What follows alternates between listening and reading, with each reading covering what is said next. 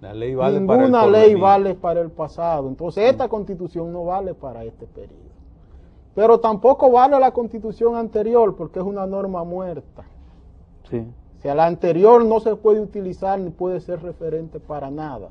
Entonces esta va a valer a partir de cuando llegue el periodo del 2012. Esa es la legalidad. Belarmino, tú eres todo partidario de que si para ponerle un valladar a las aspiraciones del actual presidente debió ponerse un transitorio. Es que debió ponerse, yo lo esperaba el transitorio. Pues es la constitución Como que es más transitorio. En el 2004, que se le puso un transitorio a Balaguer para que no pudiera ser candidato en el 96, como se puso en el 2004, y en el 96 Balaguer no podía. La constitución expresamente lo establecía, no lo hicieron.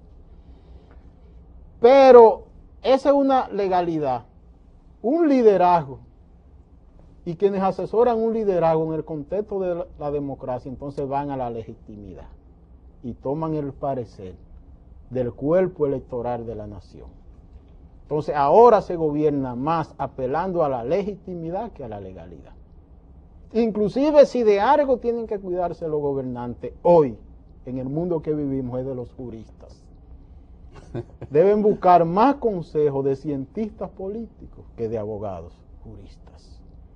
Porque el cientista político es el que ve la legitimidad de las acciones, la valoración del cuerpo electoral de la nación.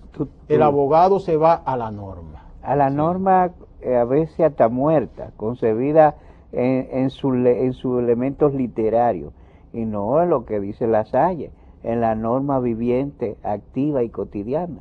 Exactamente. Pero ahora aquí, con la nueva constitución, llegamos a lo que es la constitución viva, la constitución material. 165 años después de proclamada la primera Carta Magna, es que se produce un debate que nos conduce a una constitución material. Esa parte, porque hay, bueno, uno tiende siempre a hacer comparaciones y en el mundo, todavía en la actualidad tenemos, por ejemplo en los países de Europa, tenemos monarquía, pero son monarquías constitucionales, claro, con parlamento, donde ya la figura del rey o de la reina, la monarquía, es un poco como permanente pero decorativa. Es decorativa. Pero bueno, vamos a ver, porque hay algunas comparaciones que sí tenemos que hacer, pero podemos hacerla luego de esta pausa. De todas las vocaciones, la vocación política es la más noble. De todas las profesiones, la profesión política es la más vil. Bueno, señalábamos hace un momento que así, comparaciones rápidas que se le ocurren a uno, caso de los países de Europa donde hay monarquías constitucionales, bueno, y donde uno ve que a pesar de la monarquía, los reyes, las reinas, pues son figuras un tanto decorativas ya. Realmente lo que moviliza y lo que regula la sociedad es la Constitución y el sistema parlamentario. La Constitución nace dentro del Estado monárquico. Sí, ahí te iba a decir que el hay jefe un del momento Estado. en la monarquía que mentes lúcidas aconsejan que se vaya sometiendo el Estado al derecho. Entonces ahí es que nace el Estado constitucional, hasta llegar al Estado constitucional que tenemos hoy. Hay todo un proceso evolutivo. Pero ya lo que es monarquía hoy es más decorativa que otra cosa. Es más un elemento cultural. Pero hago la mención también porque al principio de tu exposición hablaba precisamente del Estado constitucional. O sea, para diferenciarlo de un Estado anterior. De una monarquía absoluta, donde la Constitución y las leyes todo era la voluntad del rey. O en el caso nuestro, de un Estado personalista, caudillista, que obedece a la omnímoda voluntad de un solo dirigente. Exactamente, lo que fue el Estado en la era de Trujillo, sí, como lo plantea Jesús de Galinde en su tesis, que la Constitución era algo prácticamente inexistente. O sea, eso es la monarquía, es una monarquía a lo dominicano en el siglo XX. Pero un debate muy interesante, una discusión interesante en el estudio de la teoría constitucional, en el contexto histórico, es lo que tiene que ver con el sistema presidencialista y el sistema parlamentario. La naturaleza del poder en uno y en otro. O sea, eso se está estudiando ya con una dimensión mucho más amplia. Escúchame, Belarminio, en ese sentido yo siempre he censurado que también, por ejemplo, Haití tiene una estructura, un régimen parlamentario, pero es también más formal que real. Ahí hay una mezcla. Sí, sí, es más formal. Pero el sistema parlamentario, estudios han comprobado, primero, que hay más estabilidad política. Hay más legitimidad. A pesar de que los poder. gobiernos están a expensas no necesariamente de cumplir un periodo rígido de tiempo, ¿verdad? Hay menos politización, Sí. menos agitación política. En el sistema presidencial, comenzando por los Estados Unidos, hay una agitación política permanente, que es el modelo. Entonces hay un exceso de poder del presidente de la República. Lo que se ha denominado el consenso de Washington. Exactamente. Cuando uno toma, algunos países hicieron el híbrido, como el caso de Haití, Argentina y otros, que mezclaron Sí, el presidencialismo con lo parlamentario. Tienen un presidente, pero a la vez tienen un primer ministro, alguien que el presidente puede recomendar, pero no destituir sin la aprobación del Parlamento.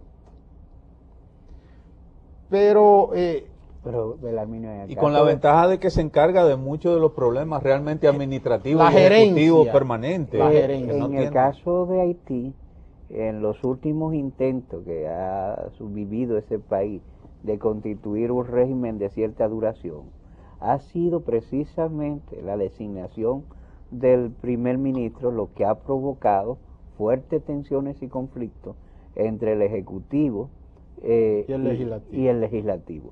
Lo que ha acabado, por ejemplo, en un intento de Aristide de echarle las masas al Legislativo, y el Legislativo devolviendo con una conspiración militar.